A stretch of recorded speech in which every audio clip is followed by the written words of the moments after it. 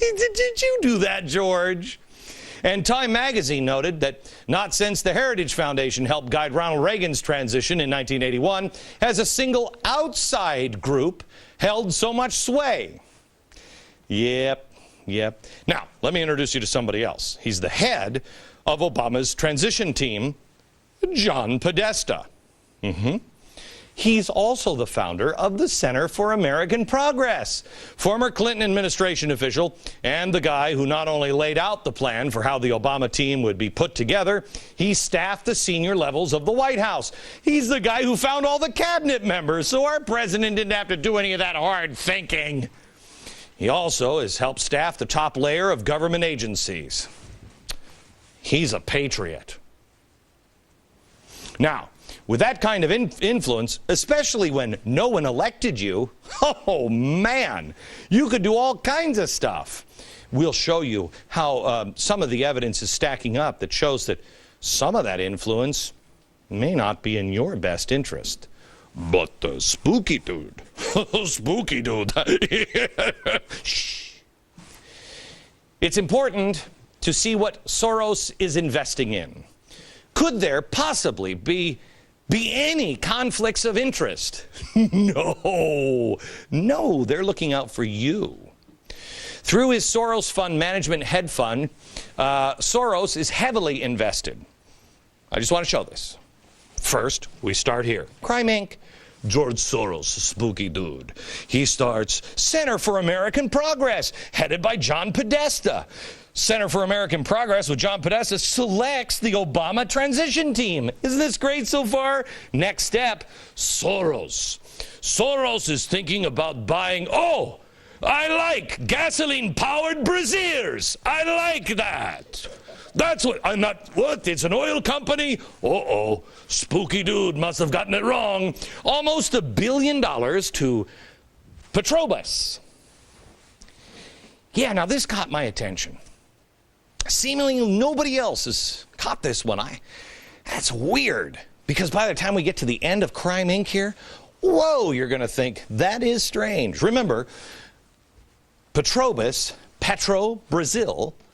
Brazil's state-controlled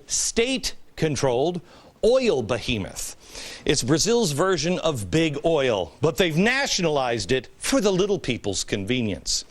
They've netted $15 billion in profits just last year.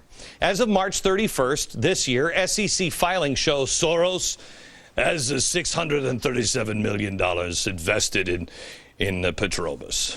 Yeah. Last December, the fund had $9 million invested in the country, in the $900 million invested in the company, making Petrobras one of the fund's 2 largest stakes. Got it? 2. One of the 2 largest stakes that we can find in Soros's investments. Now, what was it that he saw that the rest of the world didn't? Is he just that much smarter, or is it maybe that spooky dude, has some connections? What? You wouldn't use your connections? Yeah. I'm not sure if he knew that the administration would be making a $2 billion preliminary commitment for Petrobras. For exploration, just days after he strengthened his investment. Isn't that weird? You see, he's got some connections here, but I'm sure he had no idea what was coming on the other side of the circle. No, it's probably just another one of those bad luck situations for Obama, because this doesn't seem to pass the smell test at all. No, billionaire investor dumps money into a state-controlled Brazilian oil company. Days later, the American administration dumps $2 billion into the exact same company. What are the odds, Gilligan?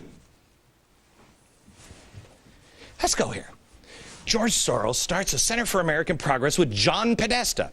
John Podesta's Center for American Progress selects the Obama transition team. Okay. Soros buys $900 million in gasoline-powered bras.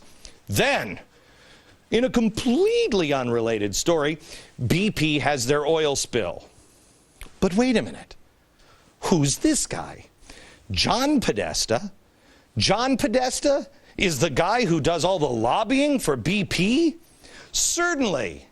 I'm sorry, Tony Podesta, certainly no relation to John Podesta other than their brothers. We'll have to come back to that one later in the show. So then, Center for American Progress starts to make Obama policy. This one we'll show you, laid out by Bloomberg and the Wall Street Journal. One of the policies, cap and trade, which goes right to Crime Inc. and all of the Obama friends with the climate exchange in Chicago. That's weird. Then Obama suspends the deep water drilling at 1,500 meters. He says, hey, that's dangerous. 1,500 meters, that's crazy. Petrobras is drilling at 2,777 meters.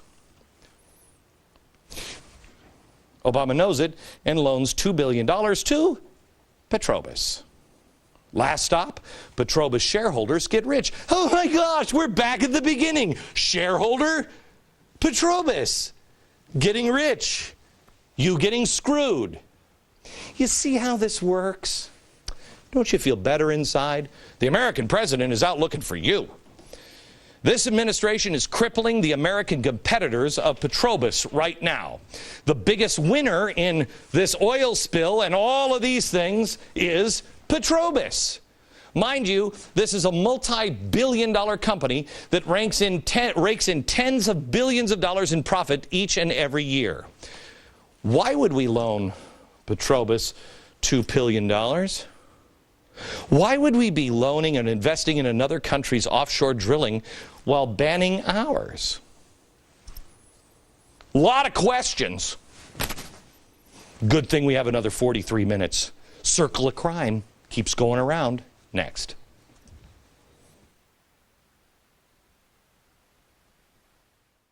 Do you mind if I take off my jacket? Because we got a lot of work to do, and it's boiling in this city. And the nice thing about New York at this time of year, it doesn't smell like vomit or urine at all. The Overton window, I want to tell you about this real quick. Out in bookstores everywhere. I wrote this book for people that, they're really, really close. Almost have them, but they need a story to go along with it. That's the Overton window. It's a thriller for summer. Read it. It's the last 20 pages or so are just the things that are in it that are true that will boggle your mind. Available everywhere and at glennbeck.com/books. Okay.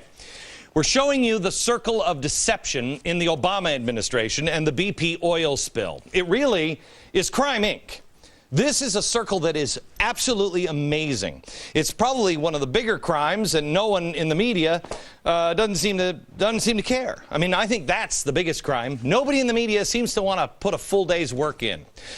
I'm sure it's just another one of the president's bad luck circumstances. Sure. Looks bad. George Soros, the influential progressive billionaire, heavily invested in Petrobras and stands to make a fortune if the value goes up. And guess what's happening to the value because of what's happening with the Gulf and the whole thing that the Center for American Progress, which he started and runs by John Podesta and Obama, is now doing. It's last break I showed you his Center for American Progress. I touched on the influence over the administration. Oh, stop with the conspiracy. Yeah. I want to show you the response in the BP oil spill. Way back on May 3rd, the Center for American Progress said the White House should demand BP set up an escrow account worth billions to pay the Gulf Coast residents. Do we have that anywhere? No, just in here? Well, we did it. Yeah, it was done last week. May 4th, Center for American Progress suggested that Obama name a commission to investigate the causes of the BP oil. And on May 22nd, Obama did it. May 21st, Center for American Progress, John Podesta, privately implored White House officials, name somebody to be the public point person for the spill response. Yeah. And then, surprise, surprise, the Obama administration did it. If I got any of this wrong, Mr. President, you just let us know. Yep, dial 2. You got the number. You call me. This is not the first time that the Obama administration has listened to the Center for American Progress. They've got it all in here. All in here. They've got the Spain Green Jobs program. This is the report on Spain's green jobs, okay? This is horrible. Damaging study comes out showing that for every green job gained, 2.2 jobs are lost in the private sector. Spain's already gone through this. Plus, each job gained costs hundreds of thousands of dollars in subsidies. Doesn't really look good. That's when Center for American Progress came to the rescue. Emails obtained through the Freedom of Information Act, do I have those here? Freedom of Information Act show that, here it is, here are the emails from the White House, Freedom of Information Act.